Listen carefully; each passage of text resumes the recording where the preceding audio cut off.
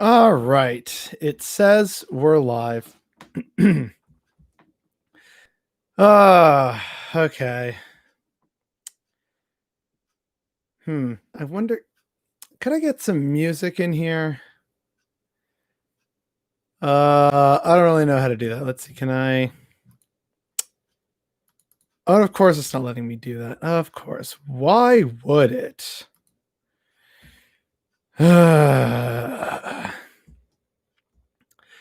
Whatever. This is fine. This is fine. This is fine.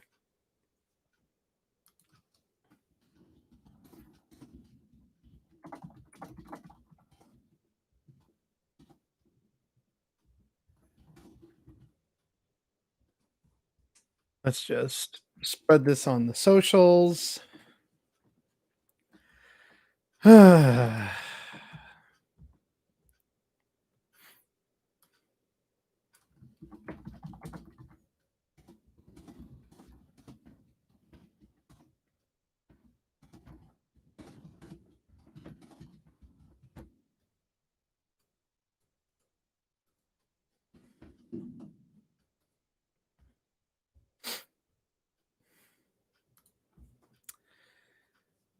Oh boy.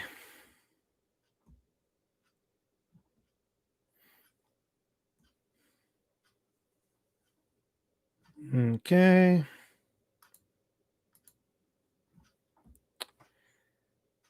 Oh, we shared it. I don't care about sharing this on Reddit.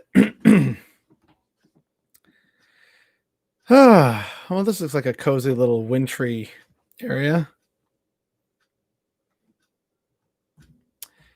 Hey, buddy, I'm the greatest anyway, bro. Wait, what? Are we not all supposed to be equals in the struggle against capitalism? Oh, boy. So I'm just trying to see if I can do certain things, but of course it's not really letting me, unless maybe, what if I start just playing music in the background? If I play this, let's turn it down a bit. Can you hear it? Trent, can you hear the music in the background?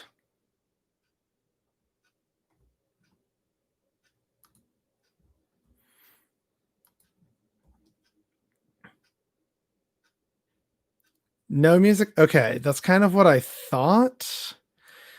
So people can't hear background music. Okay. That's fine. It was just a Ninja Sex Party song just to test it out because it's like the first tab I was able to click. Yeah, it won't let me manage this, but if I go into stream, yeah, and it's not letting me do that either. Wow, okay. It just really, really hates me. So, and I don't really want to play. I don't want to like unplug my speakers, then have it play the speakers, then have it pick up on the back of this. So that's something I'll have to figure out in the future. We're learning here, and I apologize, everyone, with all the scuffed streams because we're just starting out, right? Probably end up with copyright violations anyway. Yeah, exactly, right? I did have a Christmas sort of playlist. It's the basically just an expanded Christmas playlist that's been playing in the background of my Christmas videos this week. I had that set aside, but now we're just like trying to figure out certain things. I did try to stream. I did stream on Twitch earlier, but then when trying to access and even showed this live on Twitch, then trying to go live on YouTube, it wouldn't let me. And it said the camera's currently being used by another application. It's like, so like, just let me authorize it. Like, Devin Zangar, congrats, reaching 1,500 subs. Keep up the excellent work. Thank you very much. That's part of why I decided to do this second stream, even though it's much later than I thought, because I know that there's a lot of people here on YouTube. So while I wanted to have the initial sort of Twitch stream and get that started and see how that works, it went very well. I'm sorry more people couldn't show up to it. But I think it went very well for a first initial stream. I just used Twitch Studio, which apparently is good for streamers just starting out. So it seemed to be okay. I would like to see if I could figure out how to stream on both YouTube and Twitch, though. That'd be the dream. I know other people have done it. There's something about a stream code. I'll have to delve into it probably like closer to New Year's. But I know that like this was about celebrating the 1,500 of you who are here on YouTube. So despite trying some stuff even after my Twitch stream, it wasn't working. I just thought before it gets too late and before people have, dinner time or start going to bed in Britain and stuff, I wanted to have, this little cozy, YouTube chat here with everyone. But of course, trying to get the music to play also isn't working. Like it's not giving me, it just lets me pop out chat. Let me see participants. It's a shame, unfortunately. But we'll figure it out. We will eventually get all the lovely correct things happening for this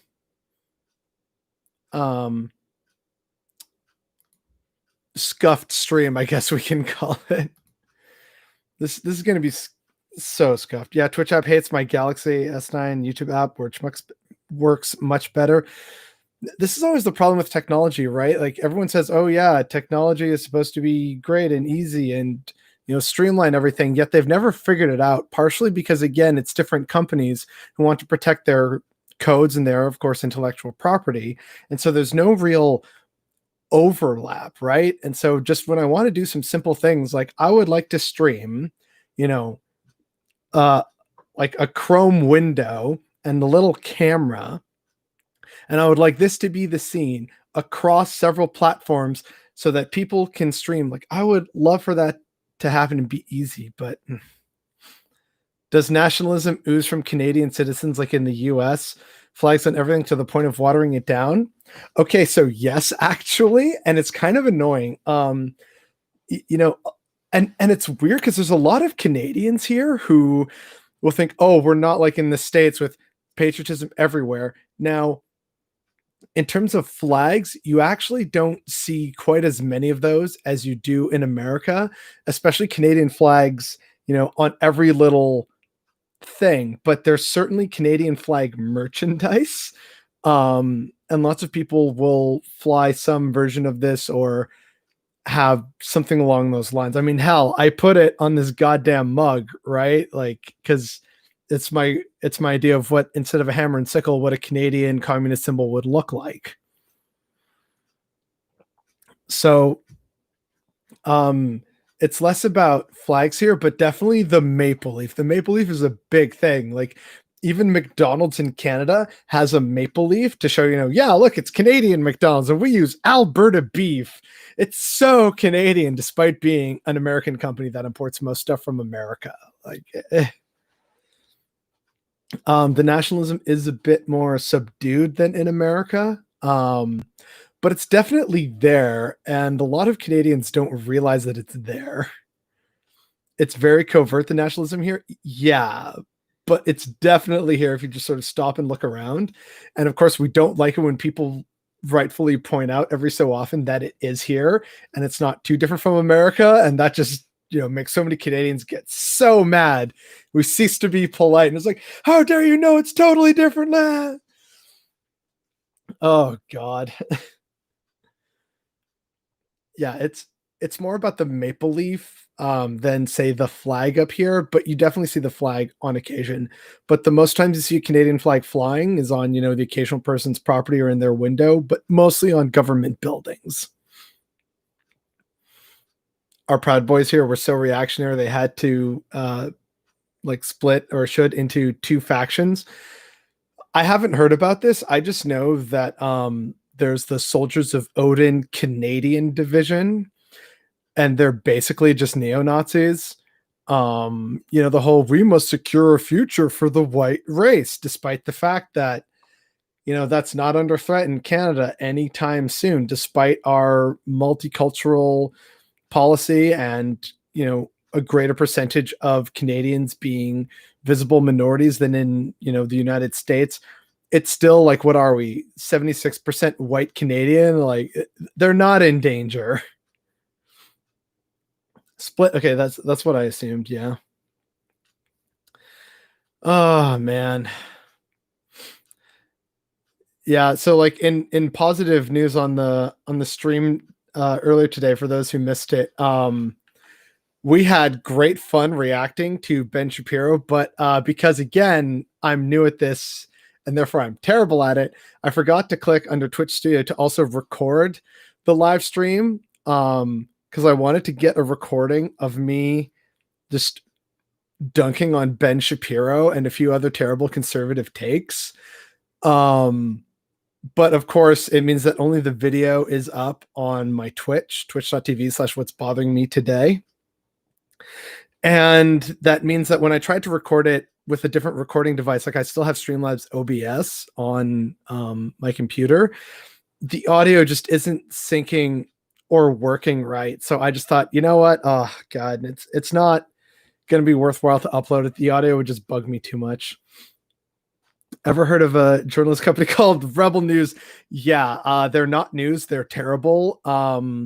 Ezra Levant, as far as I'm concerned, should be charged with sedition against the Canadian state at this point. Like, it's a whole bunch of terrible fake news and blatant disregard for actual journalism. Forget dog whistles. There are goddamn foghorns. It is just so terrible over at Rebel News. Omar Khadr. Okay. Right. For a lot of, I know a lot of people here were brought over by Beau of the Fifth Column, but Omar Khadr was this infamous child terrorism case in Canada. So what happened was, of course, after September 11th, Canada stood fast with its ally, the United States, and we went to war in Afghanistan. And at one point in that like decade plus long war, I think we were there for like 14 years. There was this incident where and I believe this is correct, it's been a while that it's been out of the public consciousness, so I definitely have the details foggy, so don't quote me as gospel here. What happened with Omar Khadr was that American troops came under an ambush, and one of them saw this Afghan teen who happened to be Omar Khadr. I think he was holding a grenade. I don't know if the pin had been pulled or like I can't remember, or that he had actually thrown the grenade. It's something involving a grenade. They managed to capture him and throw him in a prison, and they also subjected him to torture. And when they found out that he was a Canadian citizen, this brought up a lot of issues in Canada, because on the, human rights legal side of the argument, they said, listen, his human rights were violated, which they were. And, Canadians should be prosecuting him, and we also shouldn't have subjected him to torture. Like, what the actual fuck? On the flip side, you had people saying, no, fuck him, he's a terrorist, which, on a level, I get that, right? So it was this huge political blow-up issue in Canada under the prime ministership of then Conservative Prime Minister Stephen Harper. And it was this really big deal, and it still hasn't been resolved. The last time it made the news was kind of when things were finalized, and I think he and his family reached like a multi-million-dollar settlement, and a lot of people were pissed at that. They're like, why are we giving terrorists money? And I've seen this split several people. I have friends and acquaintances in the Canadian Armed Forces who are very much against this. I have others who, kind of, put on the cool rational hat and say, well, hold on a second.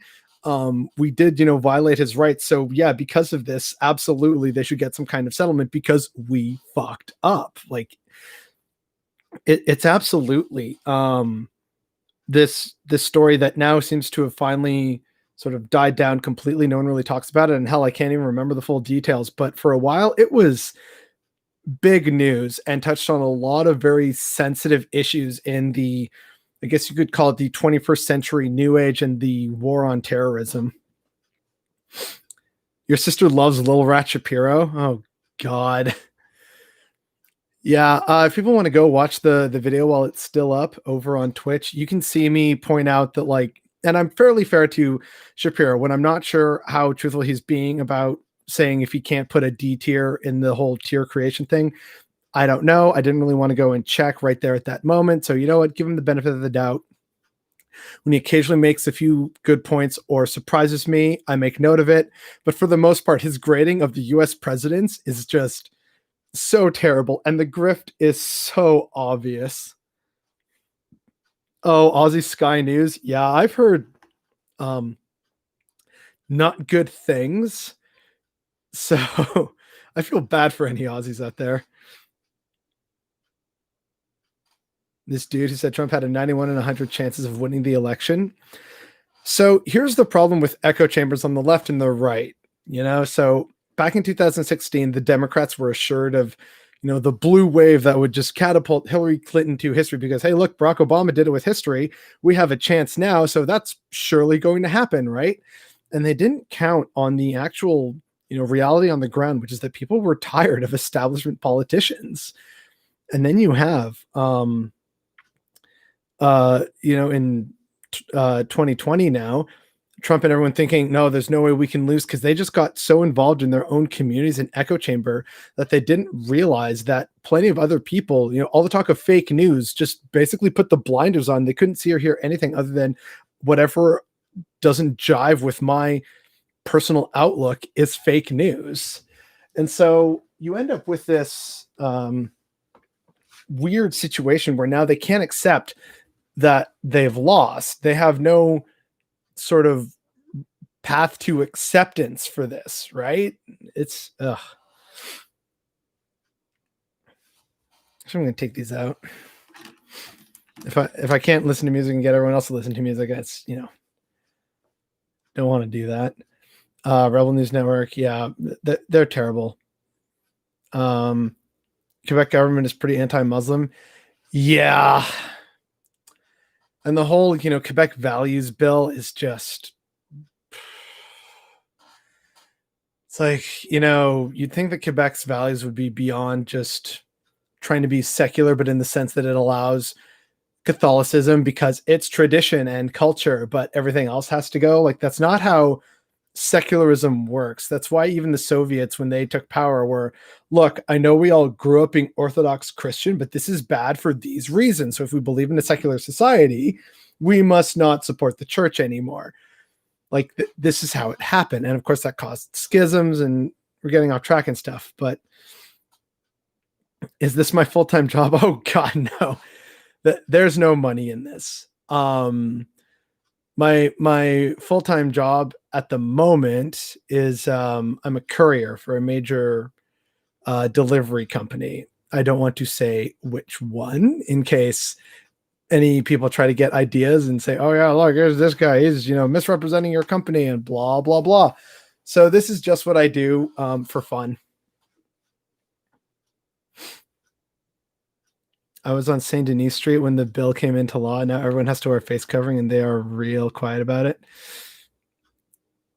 Yeah, it's like part of the problem with the whole Quebec values bill is that there's this unspoken agreement in Canada, which is so long as we let Quebec kind of do their own thing within reason, we leave them alone. And therefore they don't get the excuse to say that we're, discriminating against them, treating them unfairly. And so then the excuse for separatism is rock bottom.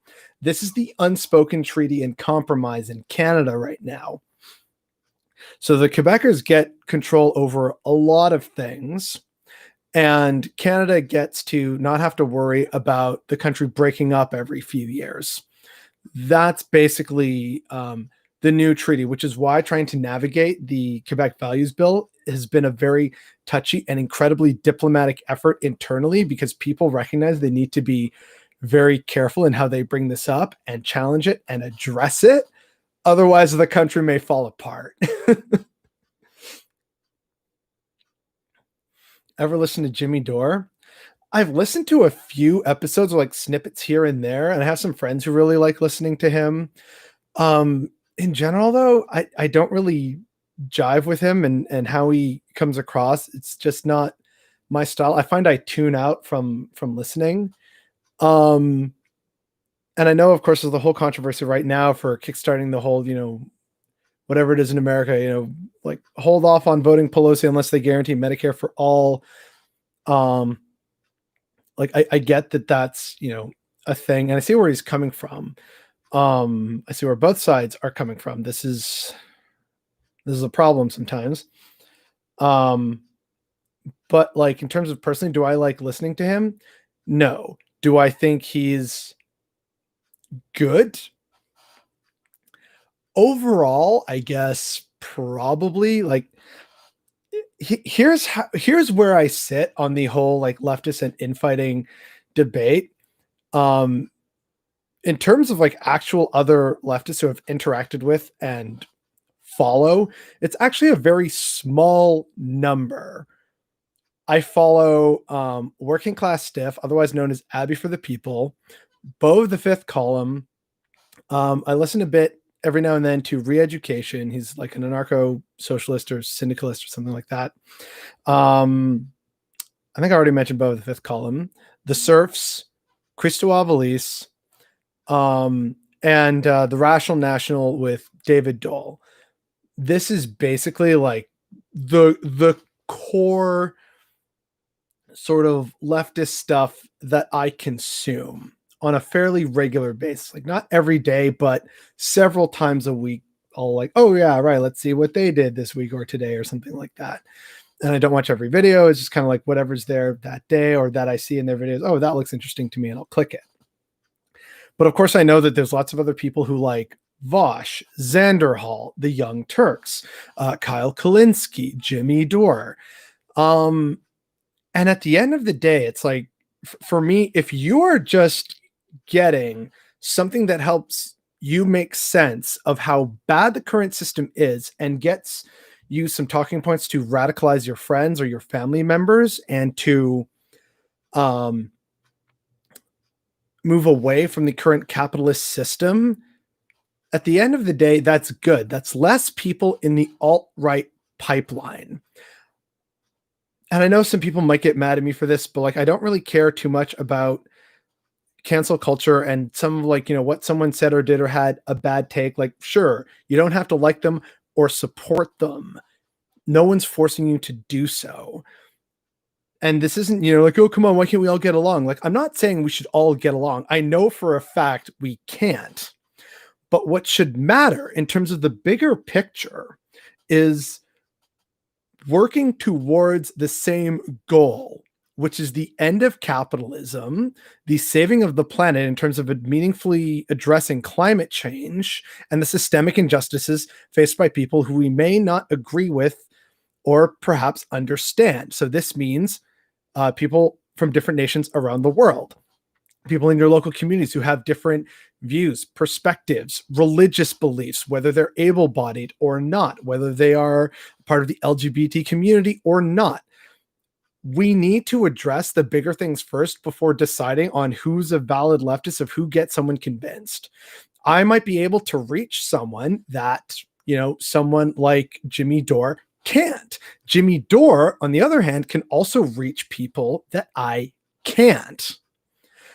I just want the betterment of the world, and I want it to be done preferably as peacefully as possible.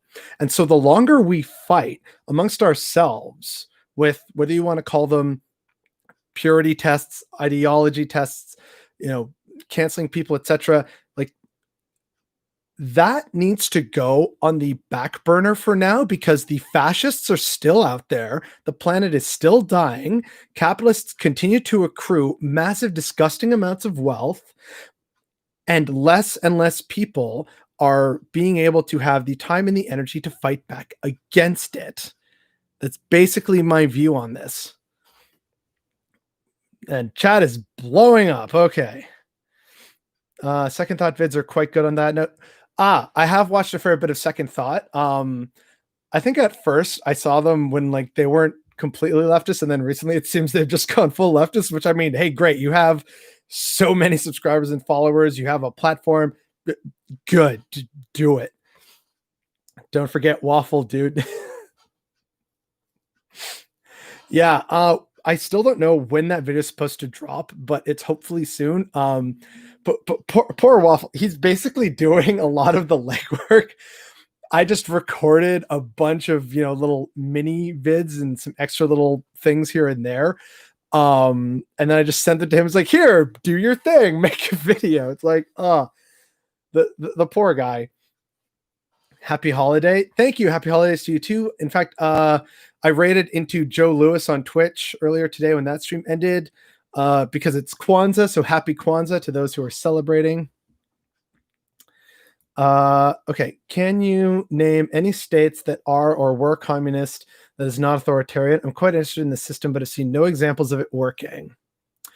Right. Okay.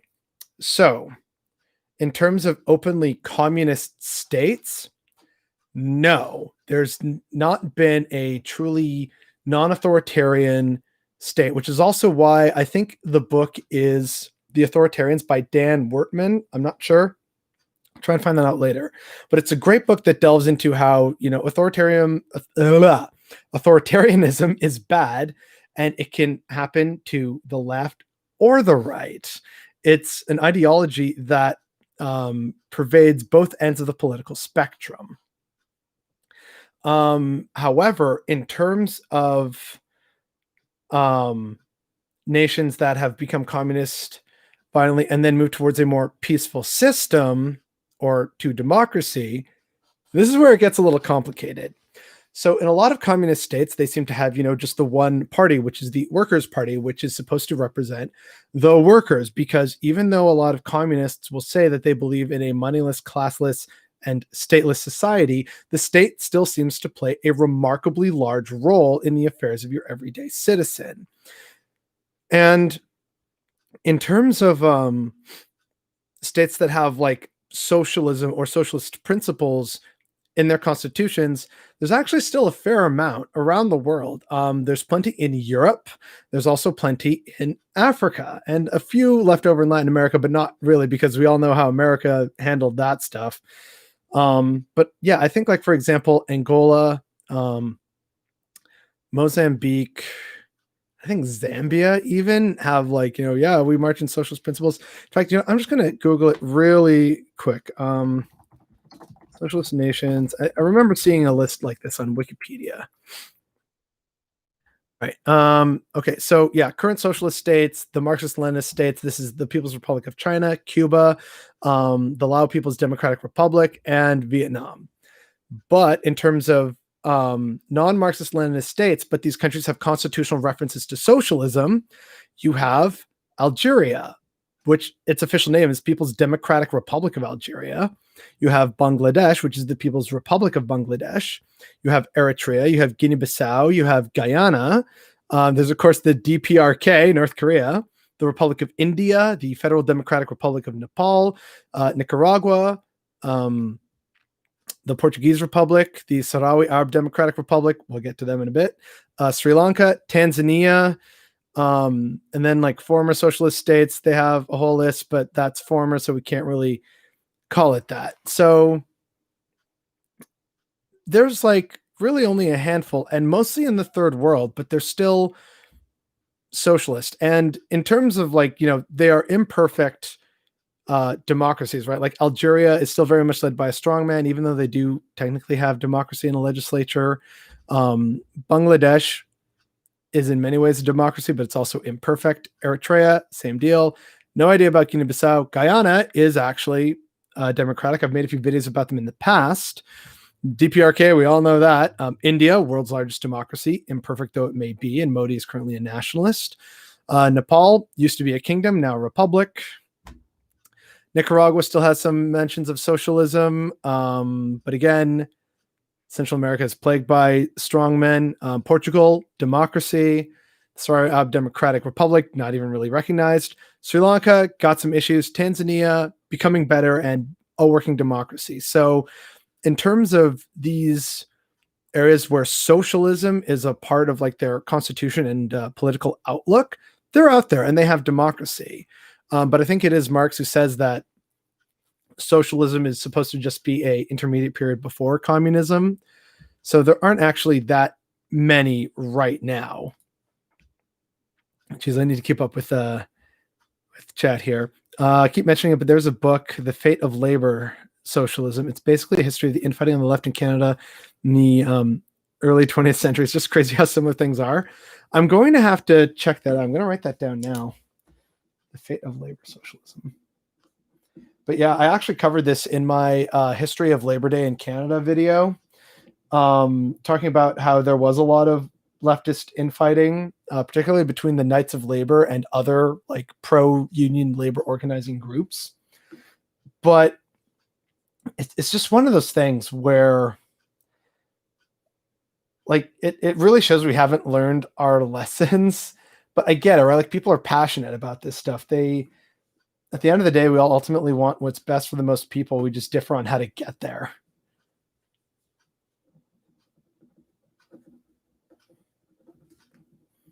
All right, and on this piece of paper, I have 2 questions from earlier, which I'll just like try my best to repeat the answers to here. Yay, I'm here. Yes, I'm here after my Twitch stream because I thought, I just celebrate the subs on YouTube, and unfortunately it wasn't working. So let's just, get people onto YouTube again, even though it's late and dark now. Spot on the other side is not eating each other up. Like, okay, yeah, the other side isn't eating each other up, but then again, that means that they're just slowly being pushed further towards just being like, well, you know what? I still hate the other side more, so I guess I'm with the fascists now. Like, it's still a problem. It's other ends of the extreme. It's still not good. Agreed, Dory's very abrasive, but I agree with his position. Like okay, like that's fine. Like we're all allowed to disagree. I like Bo, but I think he's too loyal to the Dems and doesn't criticize them enough. So if he changes his tune once Trump is out, I wouldn't say that. And like, I'm not speaking for Bo here, but I wouldn't say that he's loyal to the Dems. Like Bo strikes me way more as kind of like a modern rural Diogenes rather than like some kind of country old school working class Democrat. Like he constantly mentions and takes pains to talk about how he doesn't support parties, he supports good ideas, which in many ways, in terms of classical American constitutionalism, is how a lot of the founding fathers originally intended it. They didn't want political parties. They wanted, consensus and good ideas between good men, right? Like that was sort of the idea. And I mean, yeah, sure. Like I could stand to criticize Democrats more. I could stand to criticize the liberals a lot more. But I think where this gets into the territory of is that it's kind of about where to put your focus and who's saying and doing the most dangerous things, right?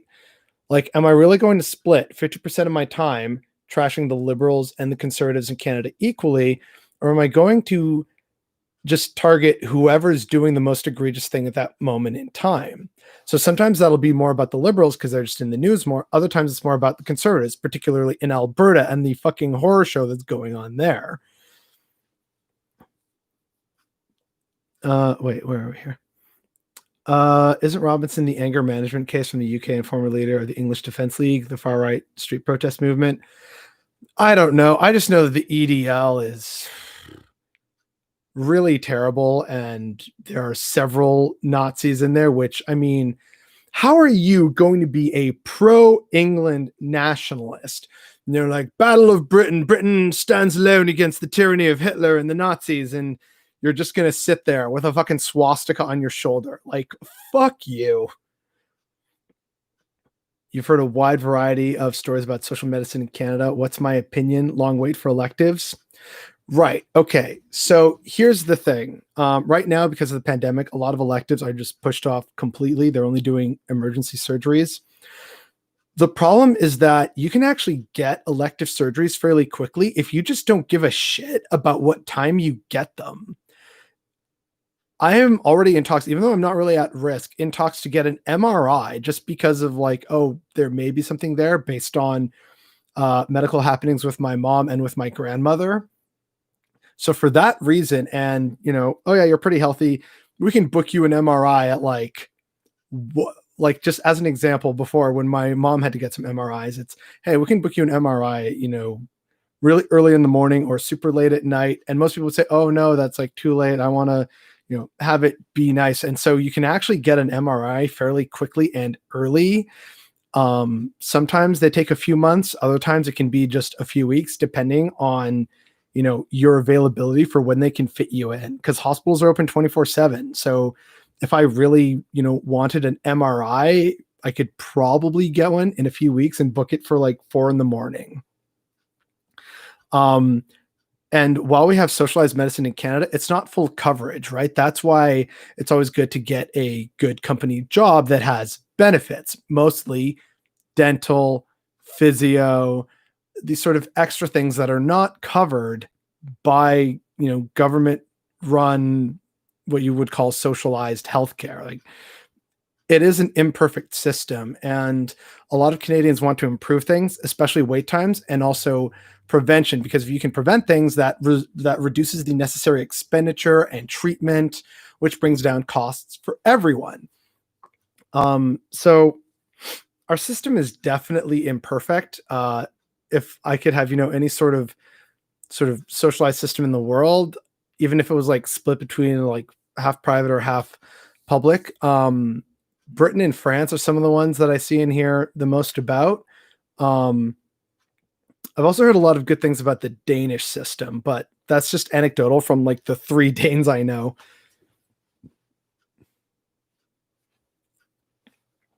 Canada's healthcare. Oh, Isma Pug. Yo, we reacted to one of your videos on my Twitch live stream earlier. Good stuff. I kept directing them saying, hey, go subscribe, go watch more of his videos. Thanks for being here. Oh geez, I'm way behind on chat here. Good Lord. Bo's a gateway to the left. You can't go all Marxist. Law defeats the purpose. I mean, yeah, and I think it's also great, that you can get a variety of leftists in a variety of stripes, right? Because I'm a total fucking internet hipster, I was actually following Ed Travers before Bo brought him up. Because I had heard about him through one of my like progressive leftist Christian friends. And so that allowed me to know about Ed Travers like a few weeks before Bo brought him up, and I was like, okay, this is weird. But again, that's like, he can reach people that I probably can't, and that Bo can't, and other people can't. So, I think it's great to have this diversity of appearances and thought. And someone is calling me. I'm going to have to call them back in a little bit. I think she wants to. Oh yeah, she's here to pick up some stuff. Of course it's all late. Okay. Canada's healthcare is much better than us, but definitely has its flaws. Agreed. Yeah, preventive healthcare can be extremely expensive. Yep, and that's sort of part of the problem. And again, as Jagmeet Singh, the NDP, are pointing out, prescription costs for Canadians are massive, which is usually another benefit that is thrown in with company benefits. Is you can also get like reduced costs for like physio, dental, or orthodontic. And of course, your prescription drug costs will be mostly covered by your employer. My last scam was APM. Was really weird. Yeah, I know, right? It kind of feels weird to have it, but a lot of people are, no, I want it, before work, after work, at lunch. Like they want specific ones. So real quick, I'm just going to have to let this friend of mine know she's here to pick up some little Christmas gifts. In fact, I can show the Christmas gift. Give me a minute.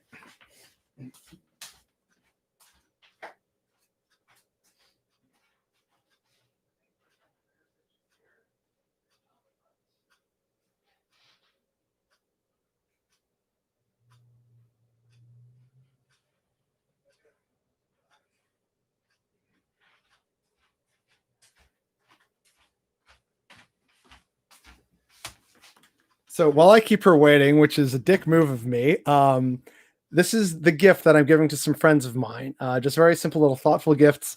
It's my own spice blend. I got really big into this Moroccan spice blend called Ras Al Hanout, and I make my own version of it. So secret recipe, you're never going to find out. And it's a little something that I make that then, with some instructions on it, and they get to have their own marinade. So, Like I have little instructions on the back here for here's what it goes well with. And so that's what she's here to pick up for some friends as like a belated Christmas gift. So that's just a little something. She's unfortunately a little late, but it's fine. Not a big deal. Plus, it gave me the excuse to show this to everyone here on stream. And so you just tie on this little tag, and boom, there we go. A little homemade Christmas gift. Oh man, it smells amazing.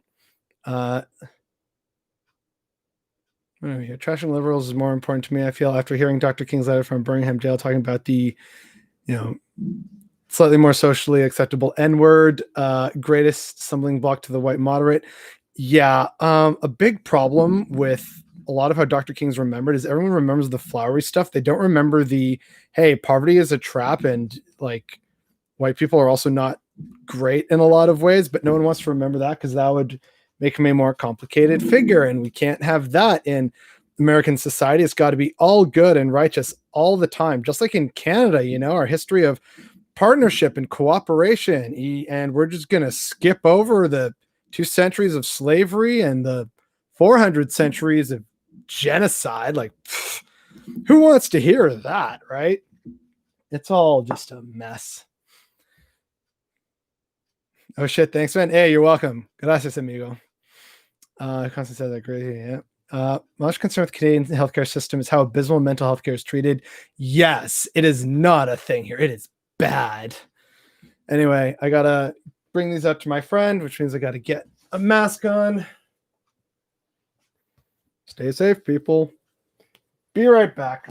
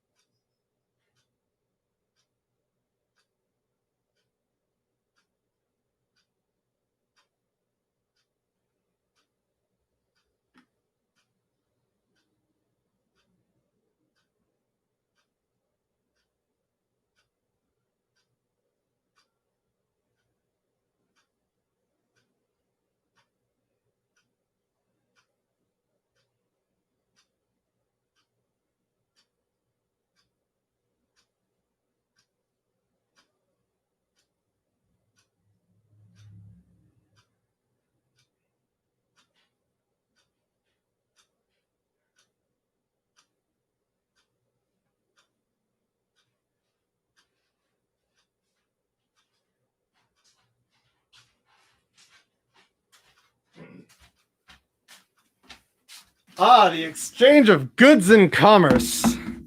Look at this beautiful tin. She said I could keep it. Like, I mean, okay, but it's like a nice tin. You bought it. You should have it back. Oh, yeah. Look at that, everybody. Homemade baking. Hell yeah. Just going to keep this over here. Add to the whole Christmas look. US Saint, bro. Thank you for the Christmas gift. Hey, no worries, man. Merry Christmas, or Boxing Day. It's Boxing Day up here. Oh, wait, no, we weren't listening to music anyway. Yeah, no hell with like eye care, anything like that. Spice of life for space travel. The spice must flow.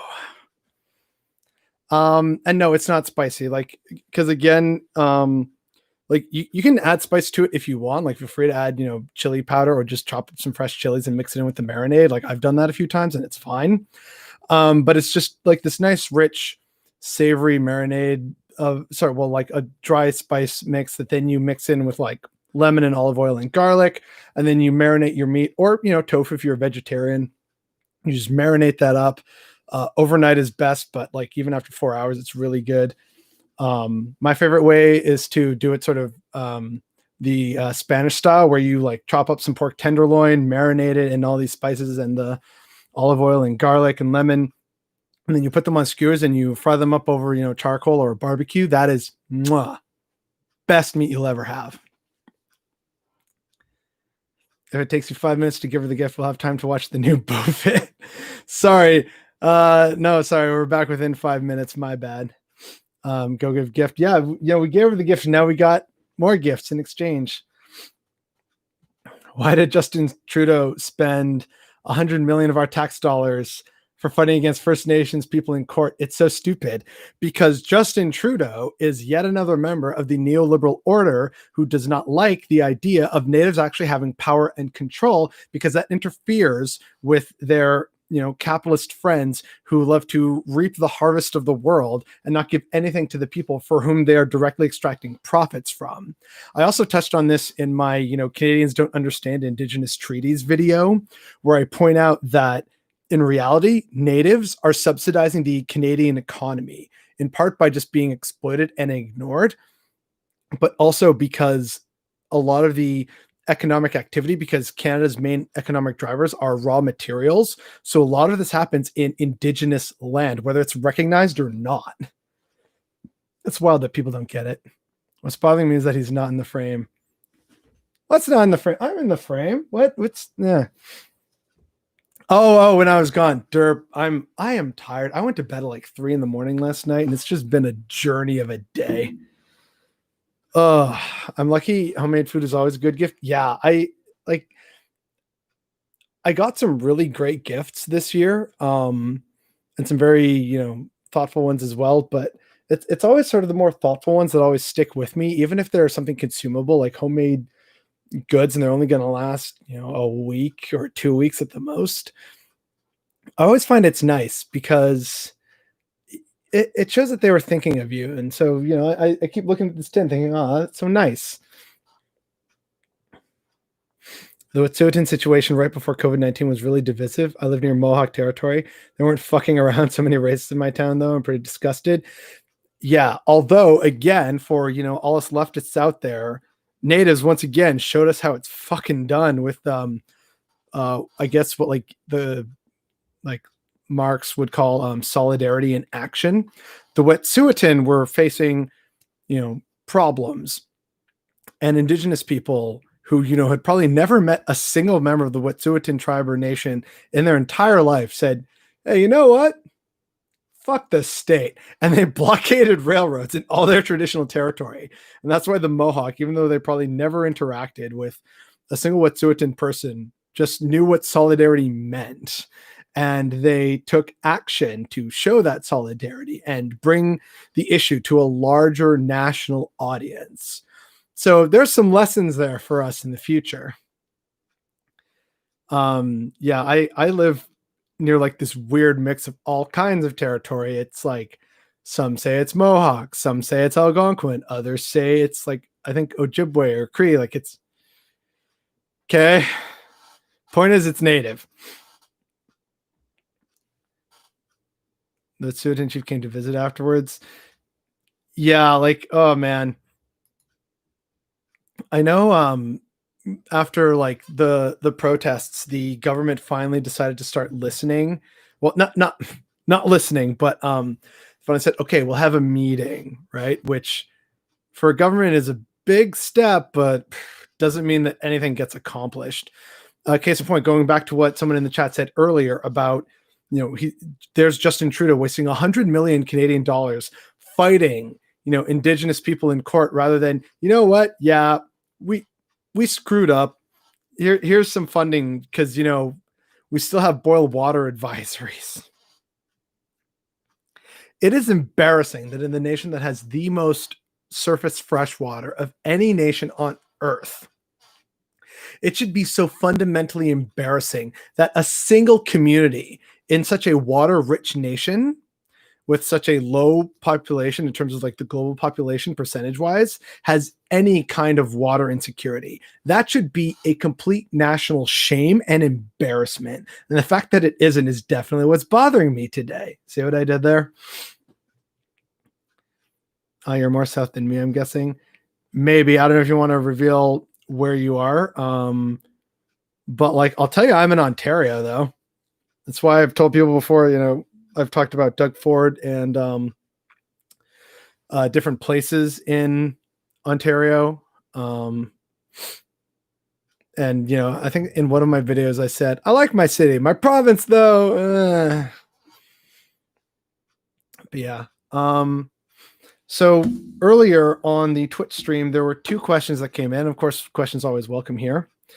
Traitor's the definition of virtue signaling performative activism. He likes making statements and apologies without actually doing anything to help.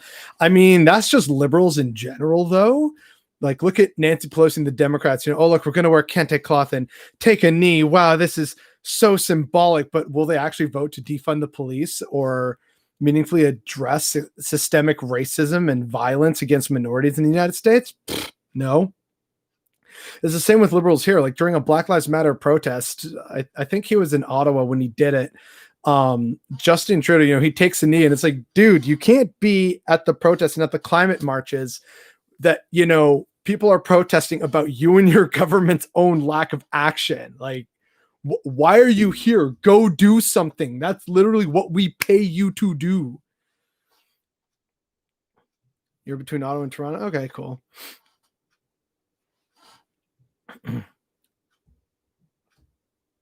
Nirvana, see message above. Where was this? Meant to write hot mess. Oh yeah. Yeah. And you grew up ex-Crusade. I grew up right off Lake Ontario. Okay, yep. That big old lake. It's almost like a sea, but it's not salty.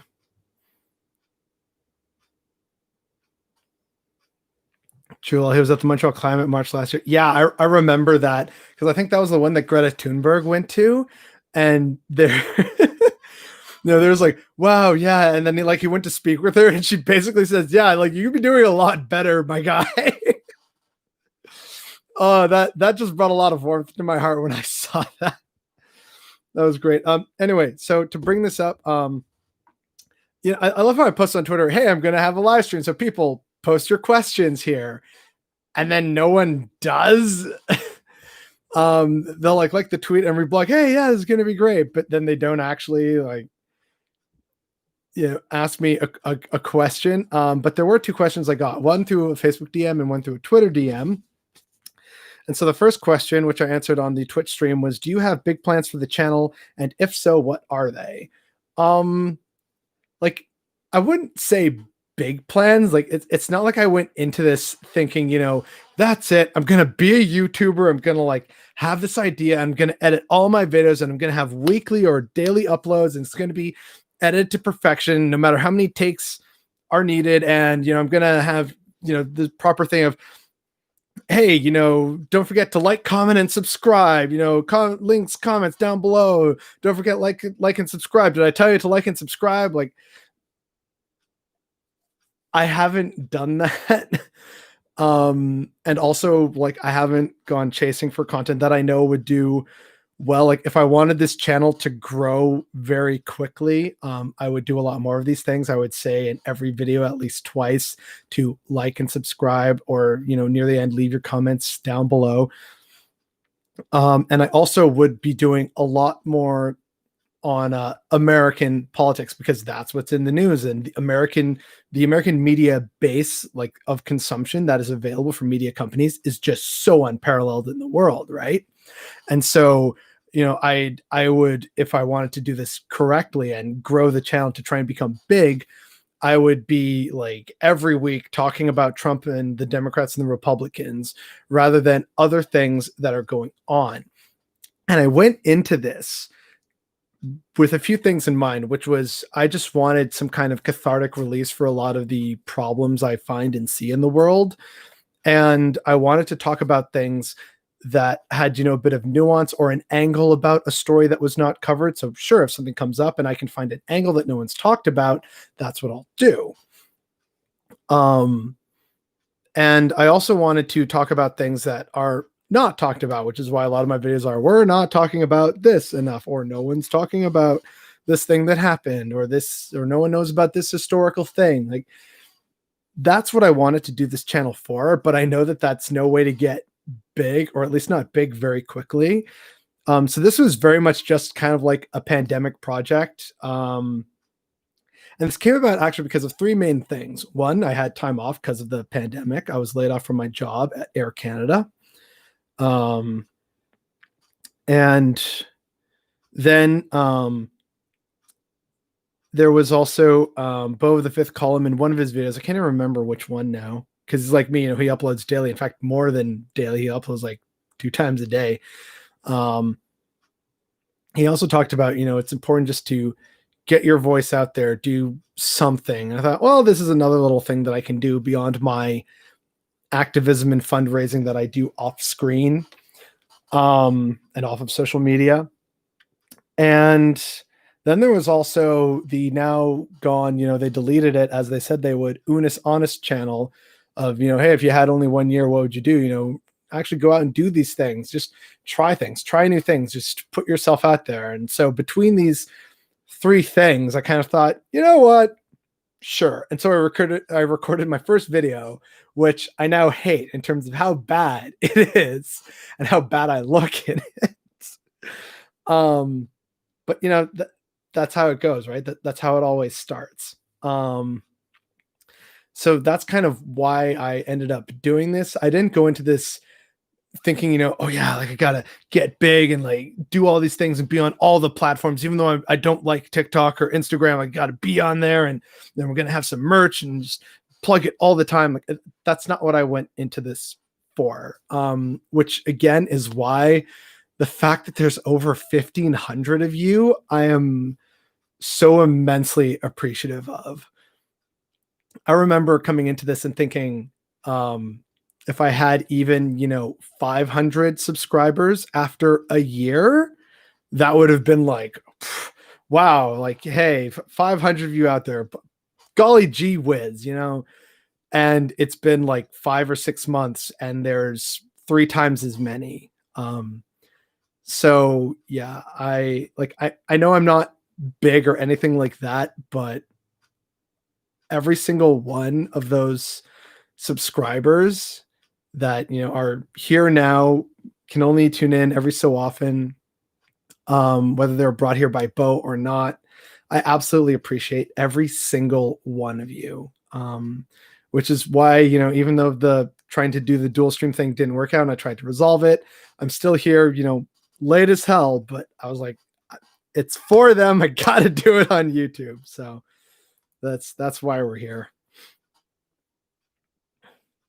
Can't wait for the US to not be front page of world news. Man, that's just how it is all the time, though. Do you like popular lefty streamers and content creators, or do you just watch less popular lefty content creators? I mean, I like a few popular lefty streamers, like in terms of, I guess you could say, like, okay, what are we talking in terms of popular? Like over, 100K viewers? Then yeah, like I like watching Thought Slime and Bo and ContraPoints on occasion. Second Thought. I know I'm missing someone, and no doubt they're going to say like, "Oh, how could you forget them?" Like I've said, I have watched, Young Turks and Kyle Kalinske on occasion. I think David Pacman's pretty big as well. The Rational National with David Dole is also like fairly big, like over 100,000 subscribers, I think. So there's a few.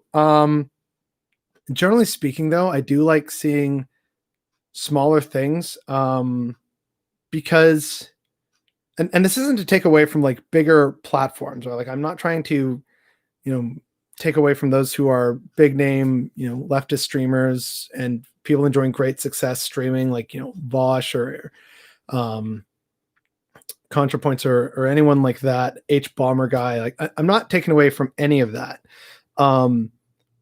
But it's also a job, and in terms of production, right? So video production, it's very professional, and I respect that, and it's why I do like to listen to it every so often. But if the goal for me and the left is to find a way of reaching out to the working class, then I want to see what other members of the working class are saying and what's resonating with them, whether I agree with it or not.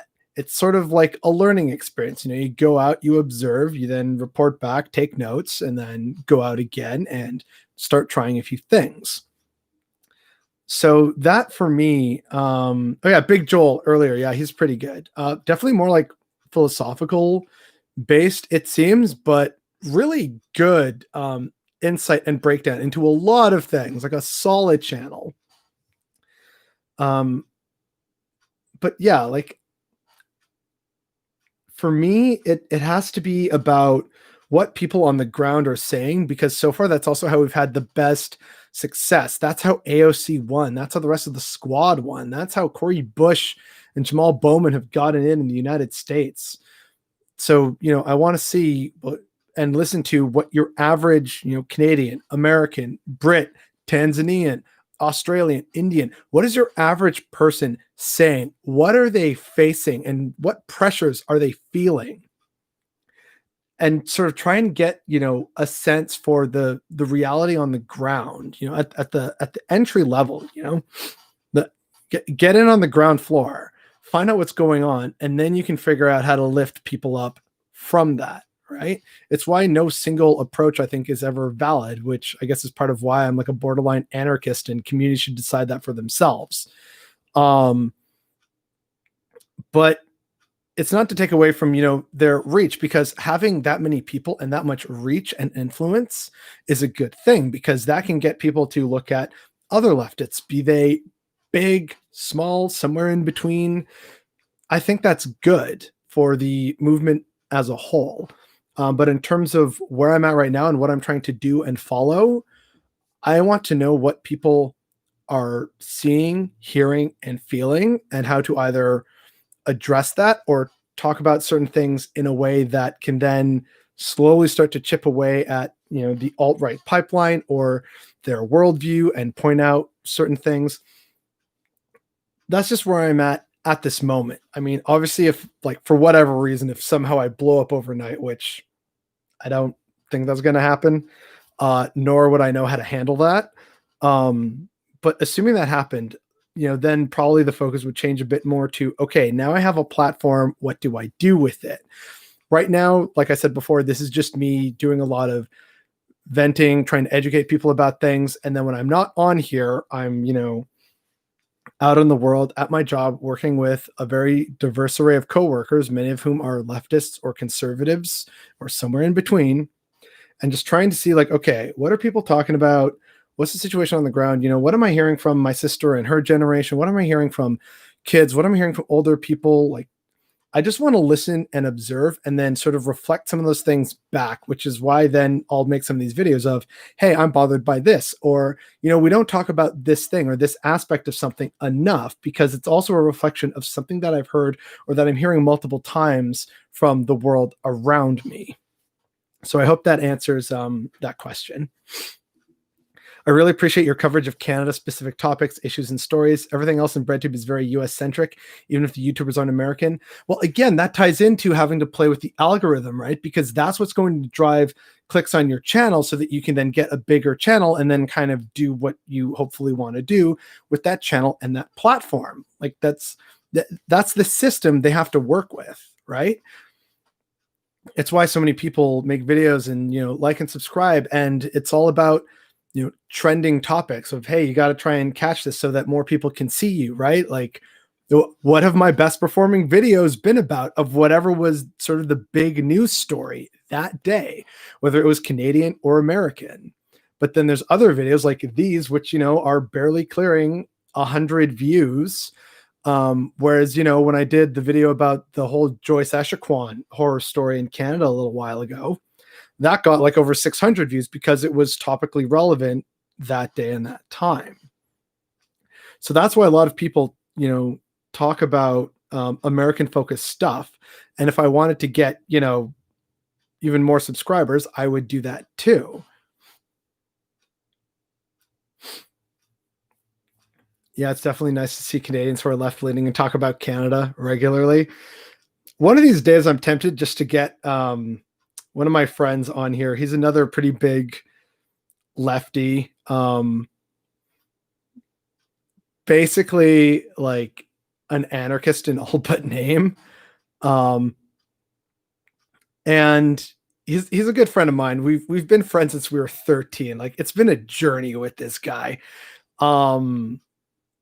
And it'd be great to have him over here one time and just talk about some stuff, because we will usually just get going about history or politics and just talk about stuff. Or, we overhear something at a party that I've managed to drag him to, or that we were both invited to. And it's like, okay, we literally only know the person who invited us. So we're just going to like hang out around each other and then hopefully find cool people. And then if one of us is alone, we're going to bring them over to the other cool people.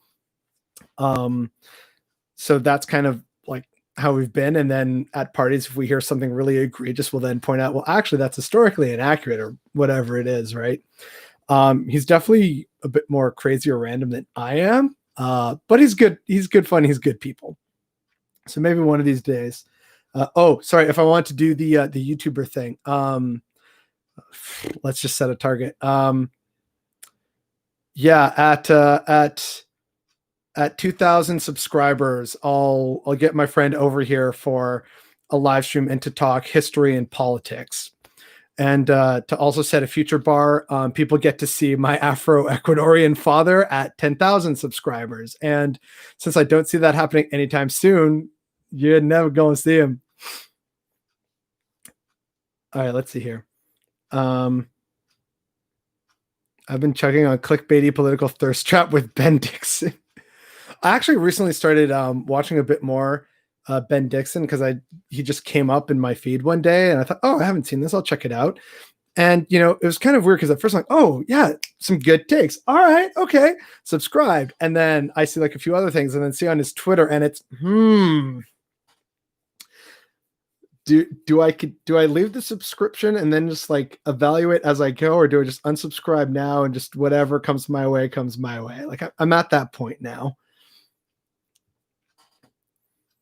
Yeah, it's definitely nice to see Canadians who are left-leaning talk about Canada regularly. Oh, right. Sorry, I skipped over that. Like I said, I'm bad at this. Thank you all for being here and putting up with this. Oh, God. I'm bad. How much have you noticed in regards to urban-rural divide in Canada? I'm from northern BC, but I now live in Montreal, and it was almost culture shock how more liberal people are. Yes. And what pisses me off about this is that farmers and miners and lumberjacks in Canada used to be socialist. It used to be that rural people and like I mean this in Canada, it used to be that rural people, with the exception of the Maritimes, they're kind of a special case. But everywhere else in Canada, the rule was that if you were rural, you were very left-wing and basically a borderline socialist, all about community. You hated, government excess and corruption and how politics was not representative. People seem to forget that, the same prairies that religiously vote conservative now, with all the terrible like conservatism that flows like from the prairie brand of conservatism, as opposed to old classic British Toryism that you find in Ontario and east of Ontario. The NDP, the closest thing to a socialist party that Canada has, its roots are in the Cooperative Commonwealth Federation of Saskatchewan. The birth of the closest thing to a socialist party we have in Canada began with rural farmers on the prairies. That's why there's that shirt that I really want to get that says "Make Farmers Socialist Again." In Northern Ontario, big, lumber area, massive mining unions, and being pro-labor, and again representing Indigenous people, which are, I think, either the minority, like a slim minority or a slim majority in Northern Ontario. They've thrown their hat in with the NDP. So it used to be that in these very rural areas, you could have real meaningful progressive social policies and agendas. And in the cities, you used to have, that was business and sort of, we got to care about foreign policy and hierarchy and all these other things for our social betters. And that was the sort of classic liberal and conservative in the cities.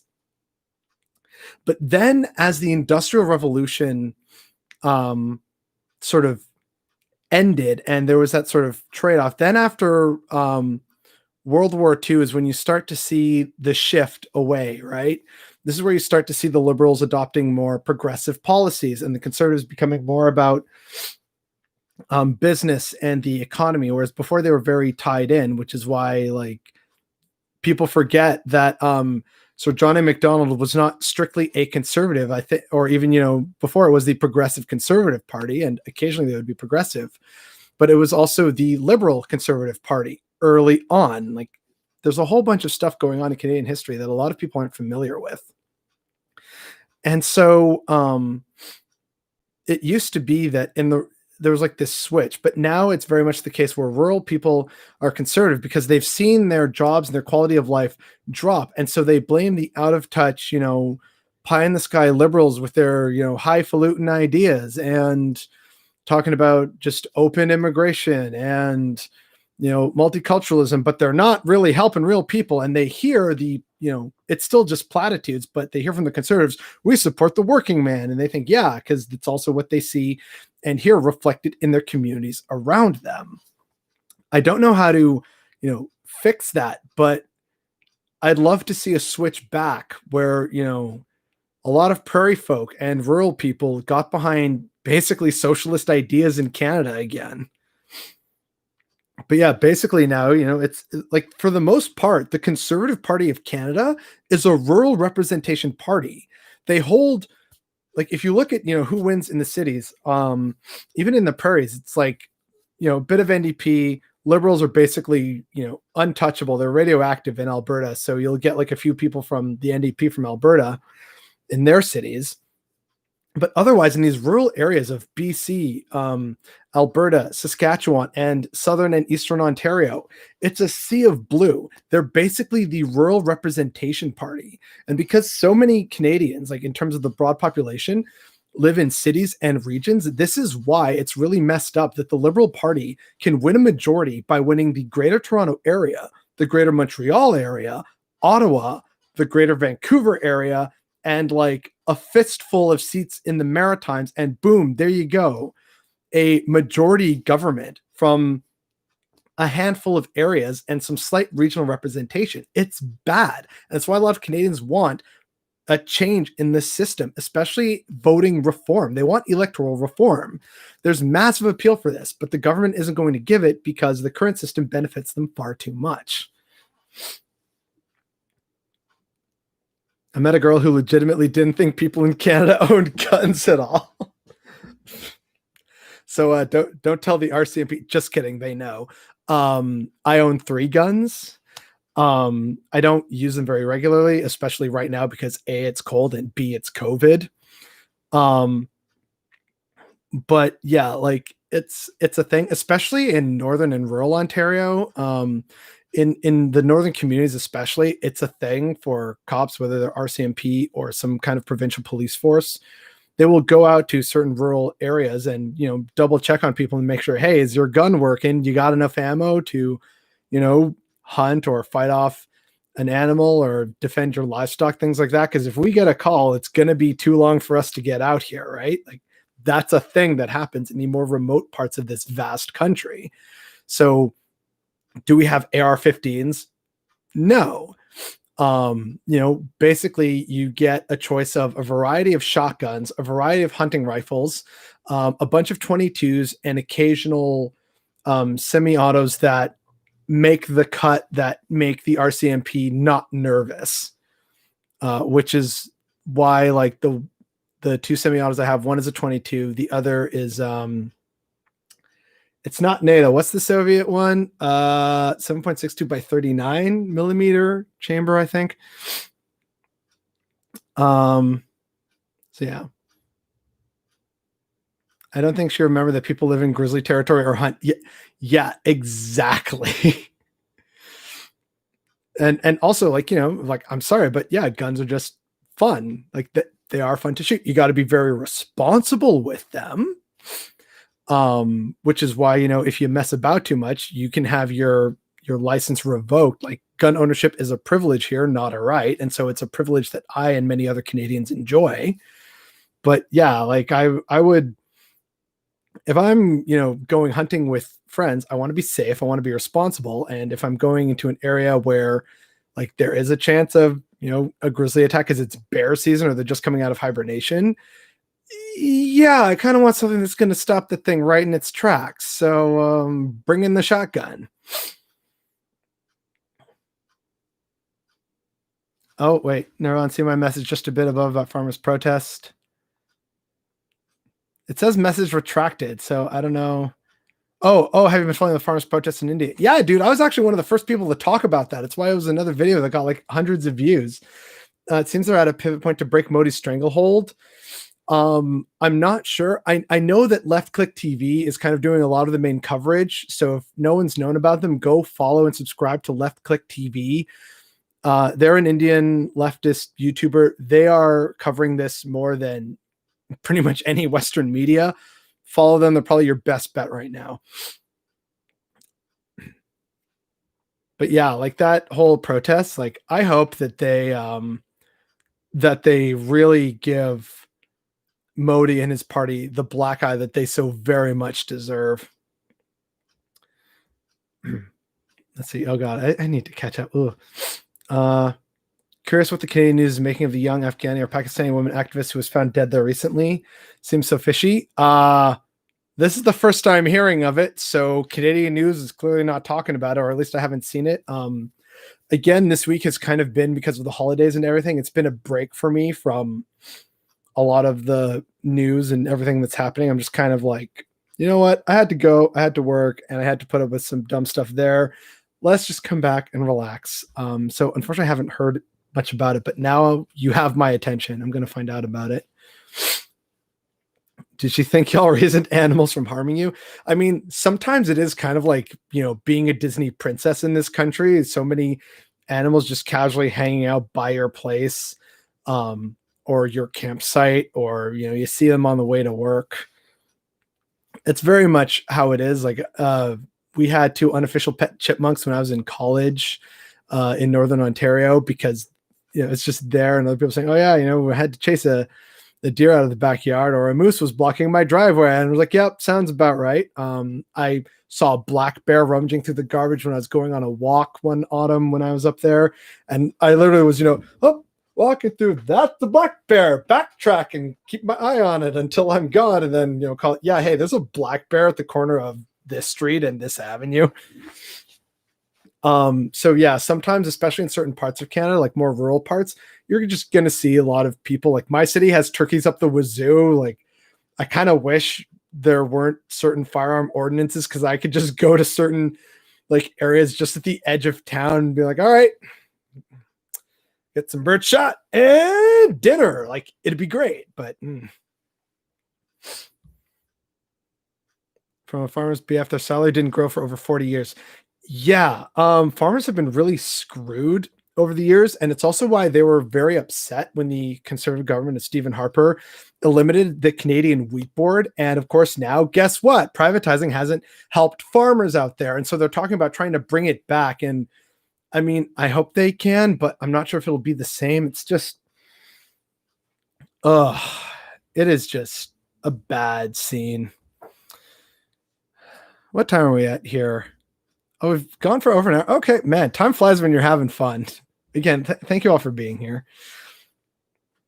Yeah, every day it's basically being at the limit of losing it all. And that's why back in the day, a lot of farmers were socialist, because they realized that they had to kind of take care of their own and collectivize to stave off big aggro. Like it's a thing. Farmers and rural people are basically left out. Yeah, because they're just a fraction of the population. And so when you have popular votes, they're going to focus, like I pointed out, the Liberals are going to focus on a handful of areas because that's where people are. Agro has a long history in the U.S. with indigenous, especially immigrant populations. Problems: the large-scale, wealthy white farm business ends up dominating the farmer narrative. Yeah, that's another thing, right? People will say, look, I'm just a common farmer, but like the guy saying this is just putting on a farmer's costume. He's normally in a suit at their company headquarters. Like, sure, it might be an industrial building, but he's in like the office side of things, and he's a millionaire while he profits off of like the exploited labor of migrant workers and struggling farmers who lease out their fields to this company. Like, I think there's also an issue. People just say oil bad, deforestation bad, but they don't know anyone who relies on those industries to survive or anything about the industries. Good point, which is why I really like that people like the NDP are saying, look, we get it. And that's why they need to continue for a while. But what we want is a transitional period of time and to invest in that so that we can get people into different industries. I personally really like the idea of retraining a lot of, Alberta oil rig workers into geothermal. It's just a different kind of drilling, and it's still perfectly viable in Alberta and will provide the same quality of jobs and, economic activity, but just for a different and a greener system. And yeah, a lot of people seem to forget that, under the current system, people got to work and eat, even if they work in exploitative industries and conditions, which is why just throwing morality around is not a good enough argument in the current reality. Are you actually a communist? I waver. Basically, on a lot of the tests I take, I lean down the very bottom left quadrant and fairly down and to the left. The closest thing I think that I found so far is an anarcho-syndicalist or anarcho-mutualist. In terms of communist, I think they have a lot of good points. Am I one? I'm really not sure. I just like this hella great design that my friend made, and I just bought the trademark.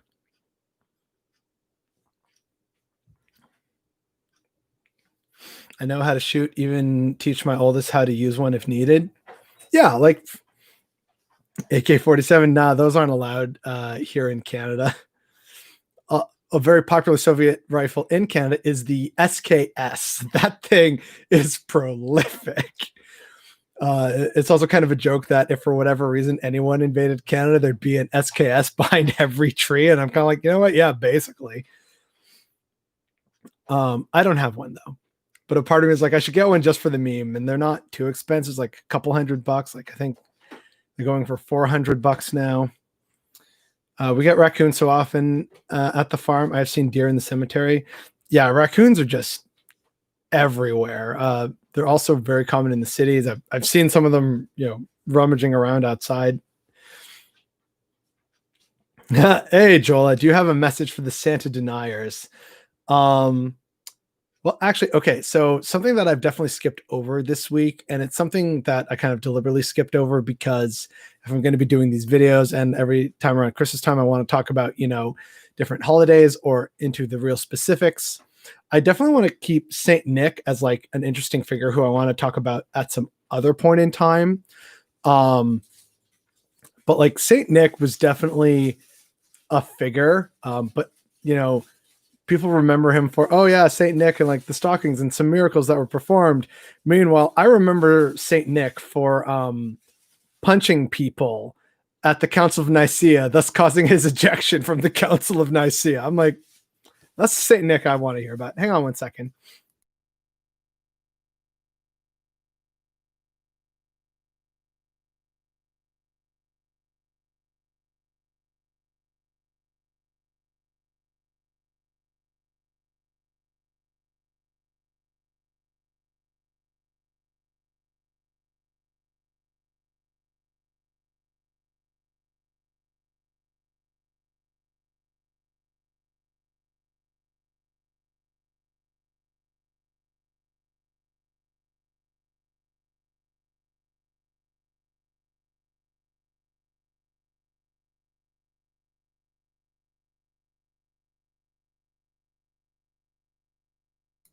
There we go. All right, unmuted everything. Renting the field is a matter of 3 to 8K revenue a year, or risk 20K in seeds to plant those. That's another thing, right? People forget that under the current system, it is expensive to be a farmer, especially on your own. It's also why, something that I really hate is when people talk about country bumpkins and not being smart. One of the smartest guys I've ever met in my entire life was a sort of I don't want to say goofy looking, but not well put together, right? He didn't really, comb his hair or treat his hair in any way, didn't, wear nice button-up shirts or anything. Dude literally showed up to class practically like every day with like boots on or like waders a few times, overalls, and like, you know, a ripped and torn t-shirt or some kind of sweater or plaid, right? Like, dude was country. And he was, and still is to this day, one of the smartest people I've ever met. Knew the material inside and out, knew how machines worked, had a brilliant mind, got math, could talk your ear off about, you know, planting and crop rotation and how to more effectively add nitrogen back to the soil. Dude is smart, but people would have initially looked at him and just thought, oh yeah, that's probably some country guy who thinks that gay people are evil. And no, and that's part of why I hate this narrative that exists with some people, that rural people and their concerns aren't valid when they abso-fucking-lutely are. There's good people out in the country, whether they're progressive or not, and we need to do better to reach those people and to hear some of what's causing them to struggle and try and come up with policies to meaningfully address that and bring up those policies in ways that aren't going to immediately drive them away because of their programming thanks to far-right conservative media. That's the fight, because if you can get over that, then there's going to be a lot more class solidarity. It's part of why my main focus is, hey, people need help. Billionaires shouldn't exist. Things need to change. That's why I keep it vague. Smash the like for farmers. Yo, hell yeah. We like, even though we don't always agree with them, we absolutely love and respect farmers and truckers on this channel. But yeah, like this guy from college, you know, super smart, even helped me with some of my assignments and understanding wiring a few times. And I remember asking him, you know, how is it that you know all this stuff? And he said, I mean, you know, you just kind of have to get good with farm equipment. And sometimes it's a broken down old tractor or it's some newfangled like combine that came fresh off the lot 1 year ago. So there's all kinds of wiring that needs to be done and, you know, programming. And, you know, yes, people in the country have computers and satellites and TVs. Like, they're not without technology. They're not living in the Stone Ages. So, you know, it's definitely something that needs to change and that people need to be more cognizant of, I find. I just love about Punchy St. Nick at Nicaea. Oh, you would love St. Moses the Black. That dude fought everybody. I completely agree. There are lots of people who have worked in many different fields, fishing and oil rigs and forestry, but think the NDP leftism is the enemy because they feel demonized. Yeah, which unfortunately is terrible, because if you actually talk to, you know, people on the left and the NDP, they'll say, no, we completely understand. We want to help you, but here's how we'd like to help you. But this is what they hear from their media, which is the left is bad. They hate you and your job. They think you're scum. They think you're evil. They think you're dumb. And, you know, that has an effect on people, right? It's a kind of othering, and then it keeps them loyal to the current media that they have. And it's a mountain, man. It's a mountain. Definitely love your hot takes on holiday history origins. I'll be here for a Punchy St. Nick upload. Yeah, like, okay, so like to give people some ideas, I guess this sort of you know, goes into like future plans for the channel, that question that we had earlier. Around the holiday season, like next year, I would like to delve into like this year was all Christmas focused. So next year I'd like to delve into other holidays around this time. So, you know, one day, like I probably will, of course, have a Christmas episode, but sort of like updated and slightly different. I want to have a Kwanzaa episode, Hanukkah, possibly Ramadan, but that would sort of be like if it's sort of close, because Ramadan can always change throughout the year. There's like Kwanzaa, the Hindu festival. I don't know if it's Vaisakhi or sorry, no, that's the Sikh one. I remember reading about it recently, but it's like a Hindu solstice festival. It's like Makala something. And so I might want to do something on that. Chinese New Year, which is also kind of around this time. Usually it's like February though. You know, other kind of important festivals of lights and celebration and New Year's and things. Like, I would sort of want to do a series like that. And then, you know, another year I'd like to actually delve into sort of more obscure aspects of holiday season. I did that a bit this year with this week's videos, but I'd like to do more of it. Like, let's do more of a deep dive into Saint Nick and how the German traditions got spread around the rest. For the most part, though, it's basically just Queen Victoria of England, because that was also when the British House was still also like royals in a part of Germany or something weird like that. Like it was weird. And that's how that tradition started to spread. Sort of more deep dives would be like the year after into Christmas and certain things and traditions about it. The actual 12 days of Christmas is another idea I flirted with. So I have a few ideas of things like that for what I'd want to do for holiday seasons. And I can let everyone here know that something that I'm working on, it's massive in terms of the amount of work I need to do between now and then, which is going to be, I guess it's good that now we're after the Christmas rush. It means now I probably go back to like only part-time unless a full-time job position comes up at my work, and then I can hopefully snag that. But one of the things that I'm going to be doing for February, because it'll be Black History Month, every day in February, I'm going to hopefully, and I have like my list of resources to pull from.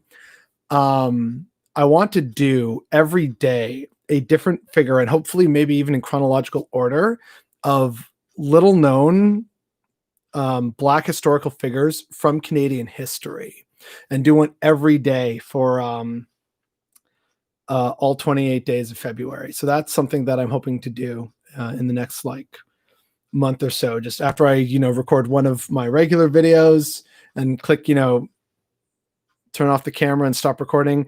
Then I like get my little notes out for this other video that I prepared and then record that one. And then we'll all hopefully be ready for February.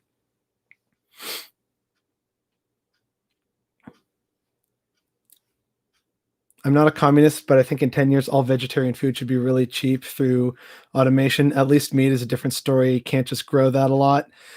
People are trying. Already just in terms of some of the worst greenhouse gas emissions are squarely at the feet of beef production. Like if people could just give up beef, that would be a huge cut in emissions. Like you don't even have to give up all other meat, just cut beef out of the equation. And personally, I feel like that's a suitable compromise. I do like my steak. I like filet mignon, but if it means saving the planet, I think I can give up beef and then get by on chicken, pork, duck, goose, venison, boar meat, like goat, curried goat, lamb. I think that that's a suitable compromise for this point in time.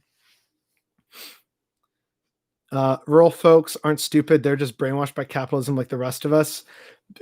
Yeah, basically, because a lot of rural people, you have to make do with what you have.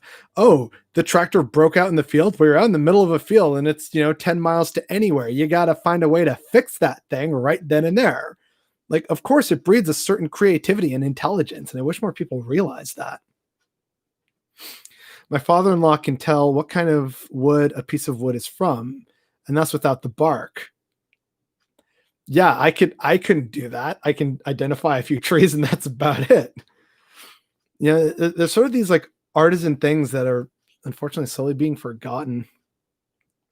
Yes, we need to quit with our cartoon tropes, partly because I'm seeing too many people in America walking straight into their given trope suits now. Concerning seeing people playing roles. Yeah, and I think part of that is also just a natural pushback, right? Of what, you're gonna call me a country bumpkin. Well, you know what? Yeah, I'm gonna get out, my guitar and put on, denim and plaid shirt, and I'm gonna put on a cowboy hat and fuck you, I'm a Republican voter now. Like, I get that some people kind of want to play it up or just give in because, well, fuck it, might as well join the club if they keep accusing me of it. But I think a lot of it just has to do with messaging and media that reaches people. And another thing that's important to remember is community is very important, and especially one's perception of one's place in community is very important in the country. That's why they're often very wary of outsiders, because they just kind of know their community and they know everyone's business, which is why a lot of people tend to, keep their heads low and not make too much of a fuss about something. because they know that everyone's got their own challenges, their own struggles, and you don't want to rip apart this small community because it's all you know and it's all you have. And a lot of people forget that that's a thing in, whether you're in rural Canada or rural America, rural France, even. Like, this is the commonality, is this is your, little world. It's your community, and you need to keep your place within it, which is why a lot of, people in the country, even though they may be supportive of their kids if they were gay or something, they know that community pressure is going to force them to say no. You can see this most clearly in this, now infamous clip from years ago of this gay person coming out to their parents. I think they recorded it secretly, and you can see it on YouTube. They come out and they're like being kicked out of their house in real time by their parents.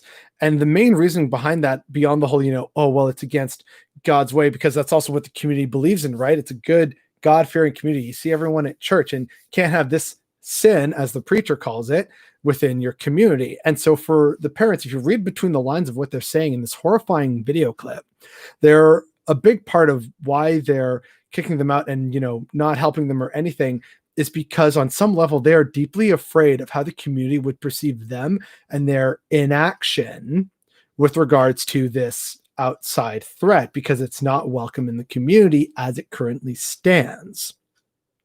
That is the wall that needs to be broken down in rural communities. And it's very hard to do that from the outside, because again, it's their local communities and they're automatically distrustful of a lot of outsiders. This is why someone like Bo is actually very influential, because they see a lot of themselves in him and various other, people who might be like that, in terms of they speak with a drawl, they live in a remote area, they understand what it means to, be country and the struggles therein. Good, solid people just want good ideas and simple things. Like, that's where you have to come from on a base level to even begin to break and chip away at that wall that they maintain. Pork actually pollutes way more than beef. I thought it was like just the emissions from cows is just way too much. To fertilize the ground pollutes way more waterways. Okay, in that sense, yeah, I know it's also bad. But in terms of like emissions of like reducing stuff like that, okay. Produces the algae growth, and it does kill the fish a lot. All right, yeah, algae blooms and all that good old jazz. Ugh. This hat is getting itchy and terrible because I've been wearing it all day. So